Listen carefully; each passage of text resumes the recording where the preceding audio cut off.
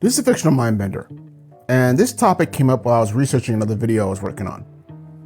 PCU came out in 1994, and I remember that it was hailed as being the quote-unquote new Animal House of that generation, Generation X. And if you're not familiar with that classic college movie of Animal House, then I don't care what age you are, where have you been? Otherwise, the movie centered around a fictional college campus that was infested with various liberal PC, quote-unquote, groups on campus, campaigning their causes like merchants at Middle Eastern bazaars, hence the title. Yet it also housed a conservative right-wing, all-white young male group named the Balls and Shaft that had lost their house to a more party-minded, hedonistic, though diverse, and older students who were the stereotypical cool people on campus, as it were, and the house being renamed the Pit, as was the people who now owned it. And it focused on quote-unquote pre-fresh Tom Lawrence, who was scouting out colleges and is immediately thrown into the deep end of the competitive cultures on campus. The movie was a comedic and satirical take on the emerging culture of political correctness in the era of young Gen Xers, nicknamed PC.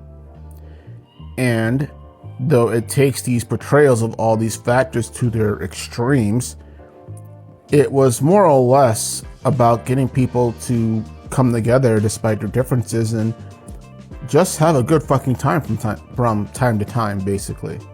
That we didn't always have to fight and argue over everything or get in each other's asses about what we were or weren't doing wrong. However, during my research, it turned out that PCU had gone through the same experience that the Matrix scene of the red and blue pill did. That it was now being interpreted by many right-wingers and conservatives as their story about being oppressed by the now more public, left-wing liberal politics and programs like DEI, gender groups telling them how to do and how they should live and what they can and cannot say, or just all the different type of genders that now existed that we now had to memorize. And on top of that, left-wing celebrities preaching to us also how to live our lives as well. One person actually commented that Rand McPherson, the leader of the conservative right-wingers who had been scheming to sabotage the Pit and take back the house by kicking out the current inhabitants, were the real, actual heroes of the story. Now, as someone who grew up during this time, I couldn't help but think, how the hell could you come to that conclusion? I mean, on the one hand, yes, I can certainly see where they're coming from. PCU, despite now being almost impossible to find a copy of these days, much less online, was one of those rare movies that actually was ahead of its time and predicted the future. The explosion of liberal progressive culture into the mainstream society of America and arguably Western culture as a whole, as a result of the 90's PC attitude. That was just something that couldn't be denied. And it's included showing many of the group's hostility towards white males, or in the case of the quote-unquote womanists, just anyone with a dick, basically. But the movie wasn't just showing that either.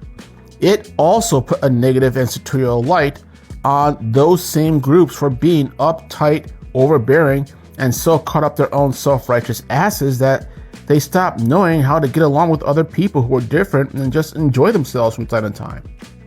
And in fact, that both they and the white conservative male oppressors or whatever were essentially being treated by the protagonist, the Pit, one and the same. Now, the Pit are portrayed as being the heroes, but not because they saw the light, as it were, in the various PC movements, or in the conservative movements for that matter, because they were, in their own hedonistic and grunge way, the middle ground, composed of students from various backgrounds, races, and hobbies, and didn't take any sides with anyone, just trying to get along and have a good time. And might as well have been hated by everyone, but weren't because they were just so chill like that. The party at the climax of the movie in the Pit, where they got George Clinton to play at the house, brings all these various competing groups together for one night just to have fun and enjoy their lives. rather than getting angry at each other and fighting on campus.